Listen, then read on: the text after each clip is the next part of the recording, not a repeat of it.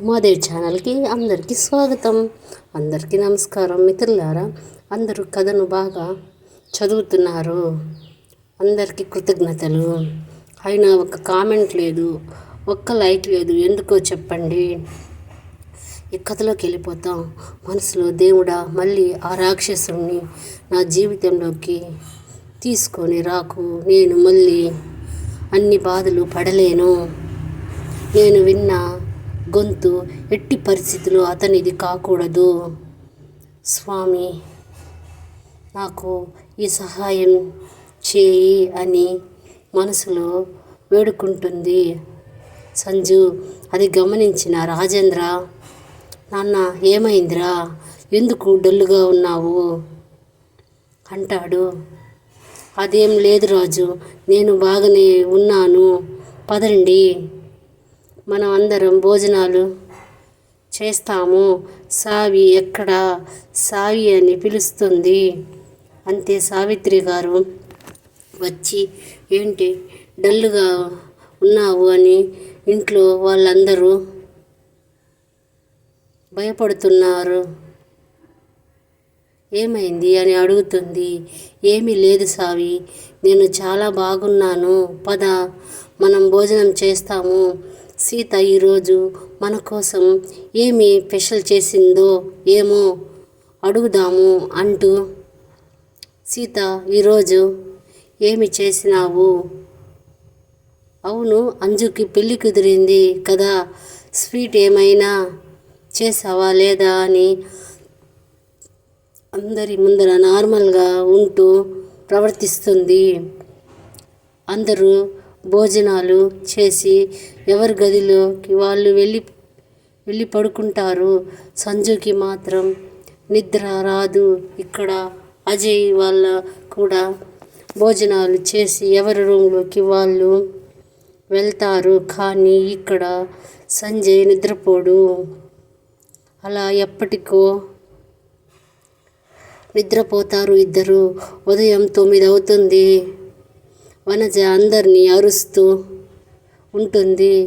అందరూ షాపింగ్ మాల్కి తయారయ్యారా, టైము అవుతా ఉంది అని శరత్ గారి దగ్గరికి వచ్చి, ఏమండి అమ్మాయి వాళ్ళకి కారు పంపారా అని అడుగుతుంది.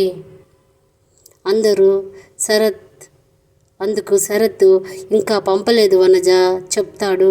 కార్ పంపండి, టైం అవుతుందని అరుస్తుంది. అజయ్, సంజయ్, టైం అవుతుంది, కిందకి రండి, షాపింగ్ మాల్కి వెళ్దాము, మనకి టైం లేదు అరుస్తుంది. ఆ మాటలు విన్న అజయ్, అమ్మ నువ్వు ఏమీ ఫీల్ అవ్వద్దు. అన్నయ్య పెళ్ళి పనులు దగ్గరుండి చేసే బాధ్యత నాది. రేపు నిశ్చితార్థానికి ఏ ఇబ్బంది రాకుండా నేను చూసుకుంటాను అని చెప్తాడు. అప్పుడే మెట్లు దిగి వస్తున్న అజయ్, ఏంట్రా అప్పుడే పెద్ద వాడివైపోయావా, అమ్మకి వాగ్దానాలు ఉన్నావు అని అంటాడు.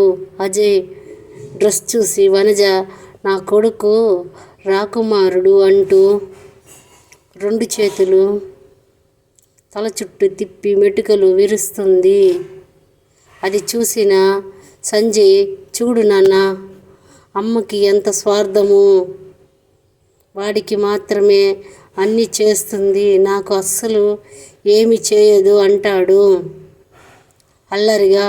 అందుకు వనజ, మీ ఇద్దరూ నాకు 2 కళ్ళురా, మీ ఇద్దరూ బాగుంటే నేను బాగున్నట్లే, నీకేమిరా, నువ్వు నా బంగారు కొండ అంటుంది. శరత్ గారు అంజు వారికి కారు పంపిస్తారు. రాజేంద్రకి కాల్ చేసి, బావగారు కారు వచ్చింది, అందరూ బయలుదేరి షాపింగ్ మాల్కి రండి అంటారు. అలాగే బావగారు అని రాజేంద్ర అంటాడు. అందరూ తయారయ్యి వస్తారు. అంజు శారీ కట్టుకుంటుంది. సంజు మాత్రము డ్రెస్ వేసుకుంటుంది. సావిత్రి గారి ఇంట్లో పెట్టేసి రాజేంద్ర, సీత, అంజు మరియు సంజు బయలుదేరుతారు. కారుని డ్రైవర్ రోడ్లో పరుగులు పెట్టిస్తూ ఉంటాడు. కానీ కారు కంటే వేగంగా సంజు ఆలోచనలు వెళ్తూ ఉంటాయి. ఎలా ఇప్పుడు? ఏం చేయాలి? నాతో ఫోన్లో మాట్లాడింది ఎవరు? ఒకవేళ నేను అనుకున్న అతని అయితే వాళ్ళకి అతనికి ఏమి సంబంధం? ఇప్పుడు నేను ఎలా చేయాలి? అంజుకు అబ్బాయి నచ్చాడు. ఆంటీ కూడా చాలా మంచిది, బావగారు కూడా చాలా మంచివారు అని ఆలోచిస్తూ ఉండగా ఒక అరగంట తరువాత ఒక పెద్ద షాపింగ్ మాల్ దగ్గర వచ్చి కారు ఆగుతుంది. షాపింగ్ లోపల వెళ్ళే ముందు రాజేంద్ర గారు శరత్ గారికి ఫోన్ చేస్తారు. బావగారు ఎక్కడా ఉన్నారు అని అడుగుతాడు. మేము దారిలో వస్తున్నాము, ఇంకో 5 నిమిషాల్లో మీ ముందు ఉంటాము అని అంటాడు. అజయ్ మాత్రం సంతోషంగా ఉంటాడు. కానీ సంజయ్ మాత్రం ఏదో ఆలోచిస్తూ ఉంటాడు. అది గమనించిన వనజ, సంజయ్ ఏమైంది? ఎందుకలా ఉన్నావు అని అడుగుతోంది. అదేం లేదమ్మా, నేను బాగానే ఉన్నాను అంటాడు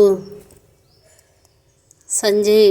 అజయ్ అల్లరిగా ఆట పట్టిస్తూ, అమ్మ నాకు పెళ్ళి కుదిరిపోయింది అని, వాడికి లైన్ క్లియర్ అయిపోతుంది అని ఆలోచిస్తూ ఉండాడు అంటాడు. దానికి డ్రైవింగ్ సీట్లో ఉన్న సంజయ్, అమ్మ నాకు లైన్ క్లియర్ అవ్వడం కాదు, ఫస్ట్ వాడు ముఖం చూడు, 1000 కోట్ల కాంతులతో వెలిగిపోతా ఉంది, వాడికి పెళ్ళి అని నువ్వు అది గమనించలేదు అంటూ అజయ్ని ఆట పట్టిస్తాడు సంజయ్. అందుకు అజయ్, ఏంట్రా నేను నీ గురించి మాట్లాడుతుంటే నువ్వు మాత్రం నన్ను అమ్మ దగ్గర ఇరికిచ్చేస్తున్నావు అని అంటాడు. అందుకు సంజయ్, సింహం గమ్మునే పడుకో ఉంది అని చిట్టిలక పనులు చేయకూడదు, నేను గమ్మునే ఉన్నానని నన్ను అమ్మ దగ్గర ఇరికించడానికి చూస్తావా, అందుకే ఇరికించేశాను అంటాడు. నిన్ను ఇరికించేశాను అంటాడు అజయ్కి మాత్రం వినిపించేలా చిన్నగా. అందుకు అజయ్, రే గమ్మునే ఉండు రా, నీకు దండం పెడతాను అంటాడు.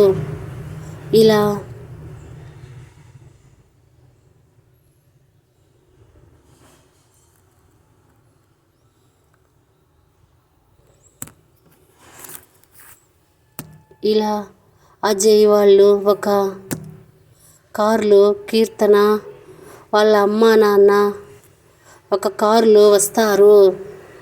2 కార్లు వచ్చి షాపింగ్ మాల్ దగ్గర ఆగుతాయి. అందరూ కారు దిగుతారు. సంజయ్ మాత్రము, అమ్మ మీరు లోపలికి వెళ్ళండి, నేను కారు పార్కింగ్ చేసి వస్తాను అంటాడు. కార్ని పార్కింగ్ ప్లేస్లో తీసుకొని వెళ్ళిపోతాడు. అందరూ కారు దిగడం చూసిన రాజేంద్ర, రండి బావగారు రండి అంటూ శరత్ గారి దగ్గరికి వెళ్తాడు. శరత్ గారు, పదండి, మనందరం షాపింగ్ చేస్తాము, మా చిన్నబ్బాయి కారు పార్కింగ్ చేసి వస్తాడు అంటాడు. అలాగే అని రాజేంద్ర, అందరూ లోపలికి పదండి పోతాము అంటాడు. షాపింగ్ మాల్లోకి వెళ్తారు. అంజు శారీస్ చూసుకుంటుంది. ఎవరెవరు కావాల్సినవి వాళ్ళని తీసుకుంటారు. సంజు గాగ్రా తీసుకుంటుంది. సంజు బాగా నవ్వుతా హ్యాపీగా ఉంటుంది. కానీ సంజుకి తెలియని విషయం ఏమిటంటే సంజుని 2 కళ్ళు ఫాలో అవుతున్నాయి. సంజు గాగ్రా ఎత్తుకొని, అంజు ఇప్పుడే వస్తాను, ఒకసారి ట్రయల్ రూమ్లోకి వెళ్ళి డ్రెస్ చేంజ్ చేసుకొని అని చెప్పింది. సరే అంటుంది అంజు. సంజు డ్రెస్ తీసుకొని రూమ్లోకి వెళ్ళి గడియ పెట్టే అంతలో సంజు ఉండే రూము డోరు తెరుచుకుంటుంది. సంజు మీరెవరు అని చూస్తే లోపల అక్కడ ఉండే వ్యక్తిని చూసి మీరా అంటూ గడగడ వణికిపోతుంది. అది గమనించిన ఆ వ్యక్తి గబగబా లోపలికి వచ్చి గడియ పెట్టేసి, ఎంతసేపు నా నుంచి తప్పించుకుంటూ ఉంటావు? ఎంత దూరం వెళ్తావు నా నుంచి? ఇప్పటికే నిన్ను చూసి 2 నెలలు అయిపోయింది. నాకు కనబడకుండా ఎక్కడ దాక్కున్నావు? ఎలా ఉన్నావు సంజు అంటాడు. ఒక్క అడుగు సంజు దగ్గర వేస్తాడు. సంజయ్, ప్లీజ్ నన్ను వదిలే, నువ్వంటే నాకు ఇష్టం లేదు. నీ వల్ల నేను ఇప్పటికే చాలా కోల్పోయాను. దయచేసి ఇక్కడ నుంచి వెళ్ళిపో. మా వాళ్ళు ఎవరైనా వస్తే అసలు బాగుండదు. ప్లీజ్ అంటూ 2 చేతులెత్తి బతిమాలాడుతుంది. కానీ ఆ వ్యక్తి వినడు. సంజు, నా మాట విను, మనమిద్దరం పెళ్లి చేసుకుంటాం. నేను నిన్ను బాగా చూసుకుంటాను అంటాడు. అందుకు సంజు, నీ ముఖం చూడడం కూడా నాకు ఇష్టం లేదు, వెళ్ళు ఇక్కడ నుంచి బయటకి అంటూ తన భయం అంతా దాచుకొని పైకి గంభీరంగా మాట్లాడుతూ ఉంటుంది. ఆమెకి అప్పటికే కాళ్ళు చేతులకి చెమటలు పట్టేసి వణుకుతూ ఉంటుంది. ఆ వ్యక్తి, సంజు, నువ్వు ఒప్పుకుంటే మన పెళ్ళి అందరి పర్మిషన్తో నీ ఇష్టంగా జరుగుతుంది. లేదు, కాదు, కూడదు అన్నావా? నీకు ఇష్టం లేకున్నా మన పెళ్ళి ఖచ్చితంగా జరుగుతుంది. అలా అని నాకు తెలియకుండా ఏమన్నా చేశావంటే మీ ఇంట్లో వాళ్ళందరినీ చంపేస్తాను. నాకు తెలియకుండా నువ్వు ఎవరిని ఇష్టపడకూడదు. అలాగని ఏమన్నా చేసుకున్నావంటే నీకు ప్రమాదమని నా చెవిలో పడిన వెంటనే మీ ఇంట్లో ఒక్కరిని కూడా బతకనియ్యను అంటాడు ఆ వ్యక్తి.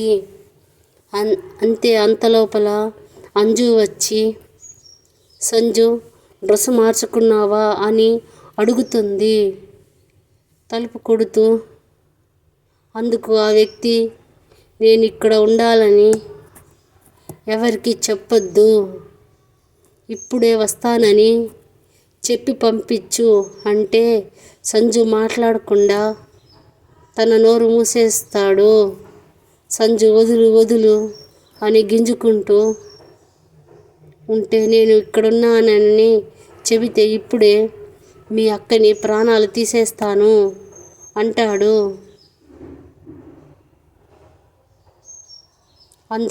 అందరూ సబ్స్క్రైబ్ చేసుకోండి మిత్రమా, కామెంట్ చెయ్యండి. నాకు తెలియదు కథ ఎంతమందికి నచ్చిందని.